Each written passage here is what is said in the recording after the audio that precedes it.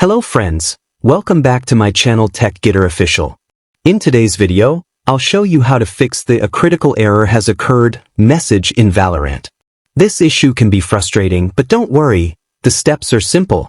Just follow each solution one by one until the problem is fixed. Step 1. Update your graphics drivers. Open the Start menu and search for Device Manager. Go to Display Adapters and find your graphics card. Right-click it and select Update Driver. Choose Search automatically for drivers and make sure you're running the latest version. Step 2. Check Windows Updates. Go back to the Start menu and open Settings.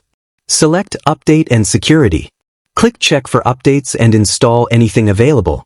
Sometimes this step alone fixes the error, so make sure you don't skip it. Step 3. Configure System Services. Open the Start menu, search for Run, and open it. Type msconfig and press Enter. Go to the Services tab and check Hide all Microsoft services. Scroll down and ensure VGC is checked. Click Disable All, then Apply and OK. Restart will be required later, but not yet. Step 4. Enable VGC service. Search for services from the Start menu. Scroll down and find VGC. Double-click and set. Startup type, Automatic. Service status, Running. Click Apply and OK.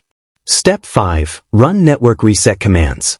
Search for CMD, right-click, and choose Run as administrator. Type these commands one by one. Netch WinSock reset. IP protocol configuration /flushtons. Close the window when done. Step 6. Adjust Valorant compatibility settings. Right-click the Valorant shortcut and open Properties.